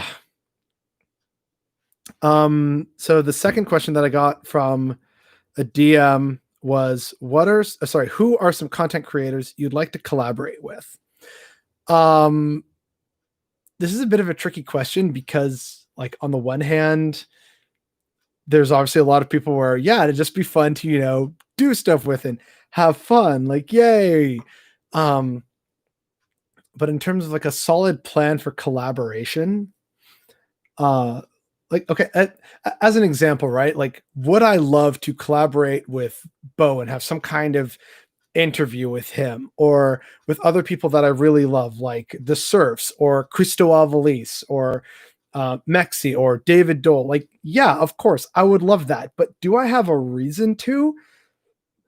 No, I'm small and insignificant, and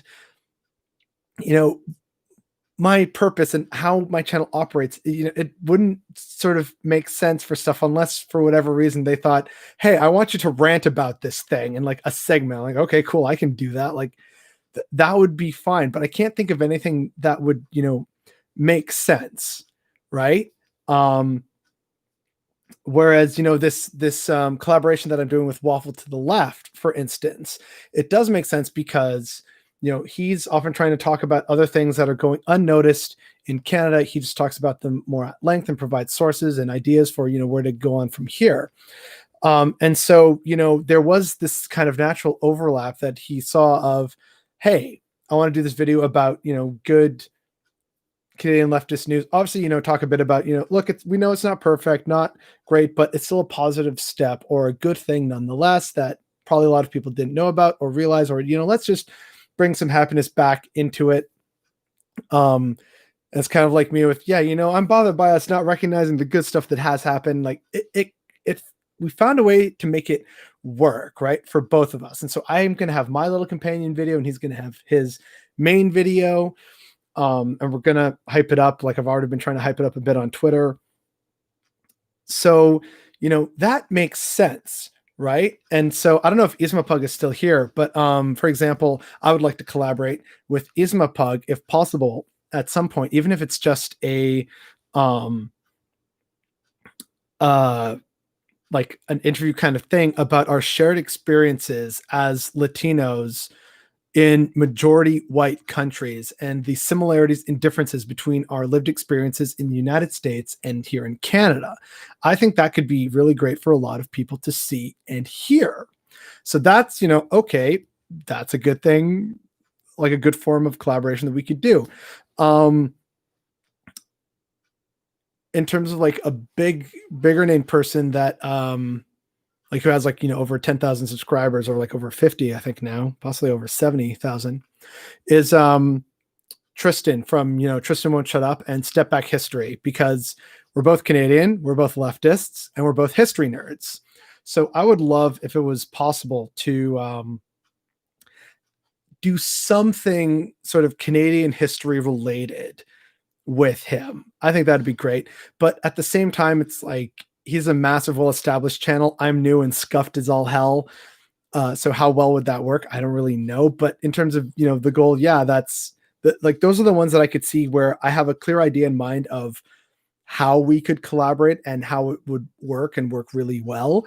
Others, it's just more like, yeah, I mean, I'd love to, but there's no real reason to, right? Like I'd also love to work with Working Stiff USA, but it's just very different, and what she does is very different. So like it just wouldn't work, even though I'd love to do that, right?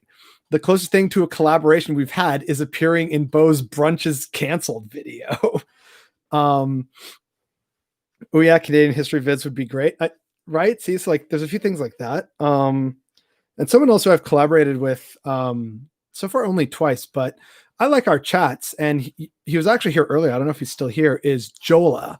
I was there like back in August for his Bernie or Bust live stream, offering a bit of an outsider's perspective.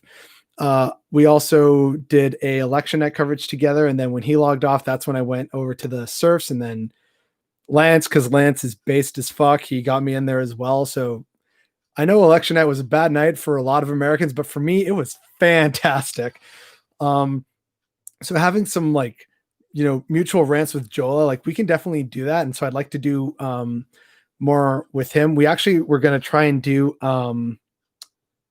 like something sort of like this for end of year Christmas. I need to talk to him about it later and see sort of what might be done. But yeah, I've liked what we've done so far, and I'd like to do more of it. It's also nice because it's usually very quick, easy, and casual. Whereas with, of course, Waffle to the Sean Salama Professional, we had like several meetings, and oh hey, do you want to add this? So it's a lot more involved. So at various levels, I would like to collaborate with a lot of people, but at the same time, it has to make sense, right? Like I don't want to just go into someone's inbox and say, hey, I like your videos, I'd love to collaborate with you sometime. It's like, okay, but like on what, right? Collab with everyone's Twitter.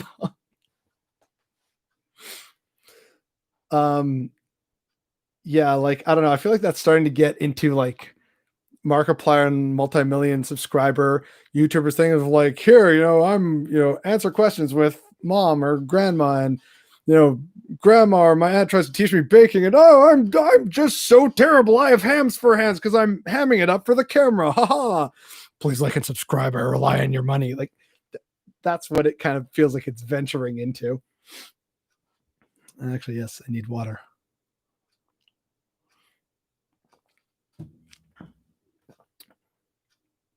But yeah, obviously there's like a lot of things I would like to do if I had the time, the chances.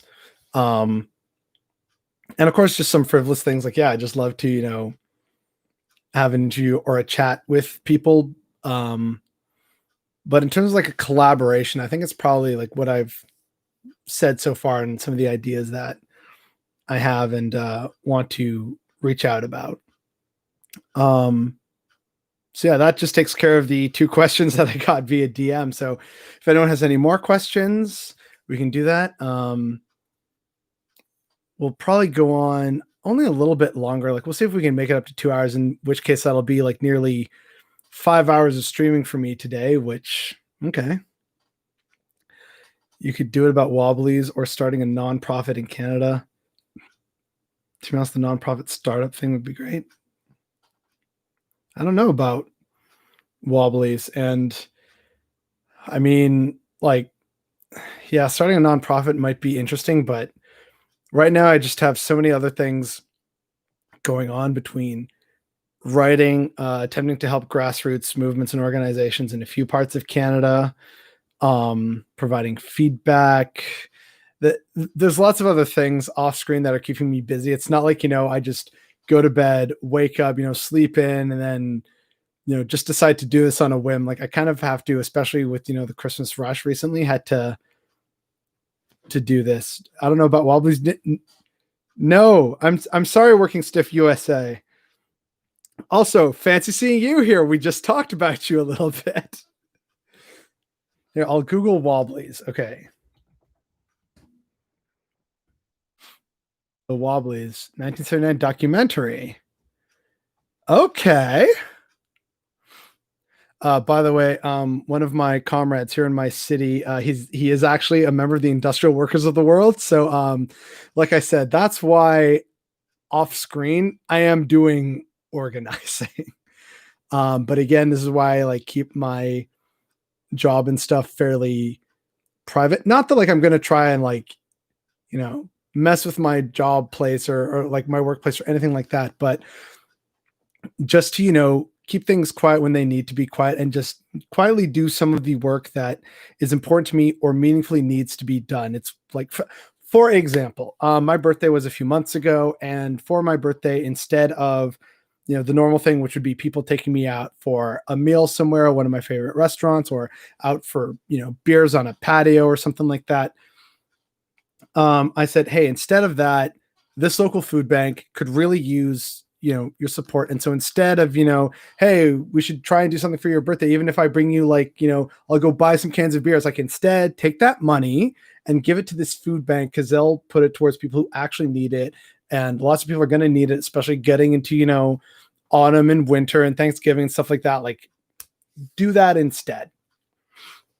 And I didn't really make a big spectacle of it. I just kept sharing it on Twitter, like, hey, don't forget to donate. I tried to solicit donations from friends and family, raised my goal of $250, which feeds like a whole bunch of people with that money at this food bank. So that sort of felt good. And that's an example of stuff that I do offline. And I'm not, posting pictures on Twitter or Instagram, like, hey, look at all this. Cause that's just not really me. Like, as people have noticed, I'm not even really that active on social media. Which is probably another reason why I'm not going as fast as perhaps I could be if I did the whole, like and subscribe and follow the trends. But there is stuff that I'm doing outside of this that is meaningful leftist action, if you want to call it that. So yeah, Wobblies. Okay, so yeah, there we go. International Workers of the World. That's awesome. Thank you. I also think you're awesome. And if there's anyone here who doesn't follow Working Stiff USA and you want to learn more about getting started and getting organized and forming mutual aid societies, she is your girl. And she's also good people. So please go follow her. I've actually learned a lot from her channel, which is part of why it ended up getting me into another different leftist circle, IRL, because I said, hey, some stuff. And I just couldn't tell them, thanks, I learned it from this woman off of Twitter. Also, Working Stiff USA, you will appreciate this. I wasn't able to show you earlier unless you were here, but I made a bunch of little homemade spice blends for some friends, and the shuttle driver came here to pick up all the gifts. In exchange, she left me this tin of homemade Christmas goodies. So Bartering, people. It's making a comeback. Here, I'll trade you homemade pickles or spicy beans for some of your homemade sourdough bread. Ah, great. Hey, can you come over and fix this? Or I need a babysitter today. But I can't because we're not in the same bubble. No, like this is the kind of stuff I love to see, and it just helps me feel good about things. Oh no, sugar hangover in full effect. No, this will definitely be for dessert later. Dinner's probably going to be in a bit, which is why I'm probably going to call it in about 10 minutes because that will be like a good solid 2-hour stream. The Twitch stream earlier went for like 2 hours and 40 or so minutes. Forgot to hit record though, unfortunately, so I can't extract the video of me dunking on Ben Shapiro for like 20 minutes, but you can watch that on Twitch, so go see that. That makes total sense. In-person work is also really important. Yeah, and one thing I will say to all people here, and it's something that, if it resonates with you, great. If it doesn't, okay. But even if you don't, like, activism fatigue is a real thing. You can only be so mad, and I know this is weird coming from me, you can only be so mad about so many things for so long before it starts to wear you down. And this also touches on a video that I'm going to hopefully release this upcoming week. And it's something that Working Stiff USA and I actually talked about online about still finding drive and motivation. So I'll save that for the actual video so that people can share it and not have to scroll through a live stream. But it is important to do something. And whether you're able-bodied or not, there's something you can do. Whether it's donating to a very good charitable cause or getting involved with a local co-op or an organization or a nonprofit, volunteering, even if it's just, phone banking for a company and doing it from home, there's always something anyone, regardless of their intelligence or ability, there is something for everyone to do and have meaningful participation in. I think, a lot of you, again, we all know Bo here. He pointed out in a video that not everyone's a fighter. Some people are logistics people, nurses, healers, workers, diplomats, mechanics, farmers. Like, everyone has a role to play. And so if you're feeling like, oh, geez, what can I do? If you have the time to do something, even if it's just minor and it's only, once a week or once a month, that's better than nothing. And it can help bring you in touch with other like-minded people, introduce you to new perspectives, new injustices. Not everyone can be mad about, modern day slavery in the global South and the environment and domestic abuse and homeless veterans and economic exploitation and lack of wages and wage theft and corruption. And like, it can be too much for a lot of people. So find something that is of deep meaning and importance to you. And even if it's only, once a week or once a month, just something that you can do. Phone bank, donate, volunteer, help start something or form a community association. There's always something that you can do to make your local community or city a little better, brighter, more competitive, bring attention to something. It's all valid and it's all something you can do. It's got to be you who figures that out. Yeah, exactly, Navy Blue. Even just talking to conservatives in your family, community, etc., can be really helpful for bridging the gap. They're not always going to agree, but you're just putting that voice out there and offering a different perspective or showing, a boundary or a limitation on what is and isn't acceptable to you in terms of discussion or discourse. Ooh, spicy buttering. Well, okay, the spice blend isn't spicy. It's just a mix of various spices. I make my own Moroccan Ras El Hanout blend. That's basically what it is. And the cookie tin. Yeah, she said I could keep the cookie tin, but like I feel like it's very nice. I should probably give it back to her for future baking needs. So yeah, if anyone has any other questions, we should probably be wrapping up just about now. Yes, but approach that carefully. Yes, of course. Like, I know people make jokes about, oh, has everyone survived the holiday season? But I know some families gatherings can be very challenging and also downright dangerous. So please be safe.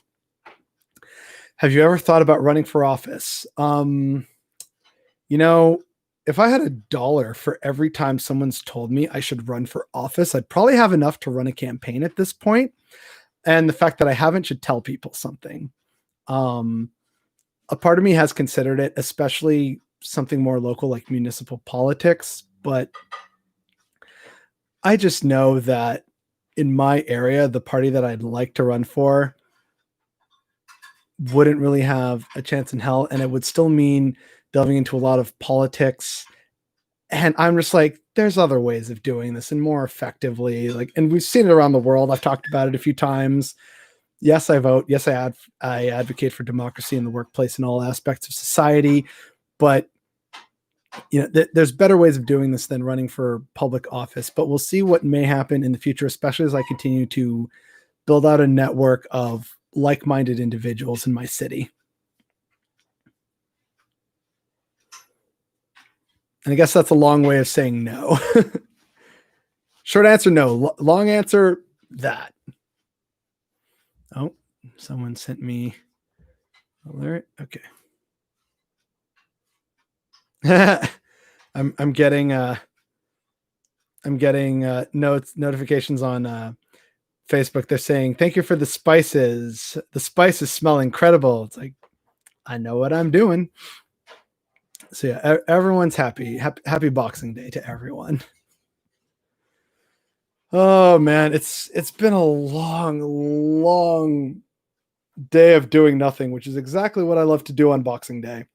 Boxing Day, I'm on strike. Like Christmas Day, obviously, do certain things with the family and everything. Boxing Day is I do not change out of PJs like at all. In fact, new Christmas PJs. So I'm very happy. They're like nice soft cotton. I love it. But we're getting up there now. We're getting close to 2 hours. Ugh. I don't know how people do this for like 7 hours straight. You managed to catch both of my streams today, Maddie. Awesome. Thank you. I appreciate it. You're a real one. You planning on streaming more often on Twitch? Yes, but I would like to find a way of being able to stream like on both YouTube and Twitch and show that display. I'm trying to figure that out. At least I found a way to make Twitch work. Like I can't do YouTube and Twitch at the same time, but I could at least do Twitch. And if I remember to hit record the next time, then yes. And that will be another avenue for, I guess you could call it more typical YouTube content. Like, Bothered Boy dunks on Ben Shapiro. Surprise ending. Like and subscribe for more. Like, I could definitely have an avenue into that by doing more Twitch streams. It's just a question of timing because there's my IRL stuff. Then there's, these videos and these streams. And then of course, like if I want to do this and other editing, another project that I'm slowly doing, but it will catch up eventually is, I basically copied Bo and went on Anchor to get like audio versions of my videos and just put them out into the internet. So that's available. So please go follow me on Anchor. In fact, I have it here. Let me just open this real quick. Yeah. So if you can't watch videos and you just want to listen to me on like Spotify or Google Podcasts or all these other things, you can do that here. As always, I'd love and appreciate your support. Again, don't feel obligated. Like if you're not a podcast person, don't feel obligated to like listen to this for my behalf. Like you do you are your own person. But yeah, that's something that I'm doing, but that means I'm going through 6 months basically of daily uploads to, double check and make sure it's working and add the descriptions and the video titles. So it's taking a bit of time, but that should end soon. We're already into September, so we're catching up. Have I looked into restream.io? I have, but I think it's just like the webcam thing, and I'm not sure it allows you to do like the actual, like if I want to show, a video and then also my camera on the bottom screen. I'm not sure it allows for that. That's what I'm trying to find out right now, but I have heard of restream.io. I'm Maddie in the Lefty Crib Discord. Yes. Yes, that's a good place. I haven't like spammed all my videos there. I try and spam just the most relevant lefty and solidarity ones. Although I think I also posted a picture of one of my guns and they're like, hey, pick this up. Yay. Check the rules of Twitch. It's not so much the rules. There's like something to do with like a stream key and then authorization. So that's just what I need to figure out. But they wanted like screenshots and a video recording, but it's like, it doesn't really show it. So yeah, it's great stuff. Thank you. I appreciate that. Yes, you can set up OBS to stream to restream. That's how you get the picture in picture. I've done in the past. We might need to talk via DM on Twitter or something later then, because I do have Streamlabs OBS and it's just very frustrating to me. I don't get it. Like I'm a simple man. I do not like a lot of this technology. Even this was like, I don't know about it, but then I said, yeah, it just plugs in USB. I'm like, okay, that's cool. So I'm basically a caveman. Like, look at me, right? So yeah. Yeah, we might definitely have to, you've done it before. I'd be happy to help out. Yeah, I definitely appreciate that then. But yeah, now we're over 2 hours. So last chance for questions. I'm going to call it because I think it's also getting close to dinner time. I want to heat up some dinner after the oven is done being used. So it's starting to smell good back here. I got good leftovers. So yeah. Last chance for questions. Otherwise, I think we're going to call it here at just over 2 hours, which is longer than my first stream. And now I've done like several hours of streaming today. This is, yeah, if I'm going to do more of this, I need to like get the numbers up and actually get like some money for it, for all the effort and the time. Enjoy your dinner. Thank you. And if you haven't eaten yet, I hope you enjoy your dinner. And for the rest of you in chat, if you've already eaten, hope it was good. If you haven't eaten, I hope it's tasty. Thank you all for tuning in. I see right now, like I know it's been up and down, but right now as it stands, we got 14 viewers and 21 likes. Thumbs up to that. Thank you all so much for being here. I appreciate all of you. You're all valid. I look forward to the next time seeing y'all on both YouTube and Twitch. Hopefully, like I said, I want to get this sorted. But yeah, as always, thanks. Catch you in the flip side. Stay safe, stay warm this holiday season. And until next time, have a good night, everyone.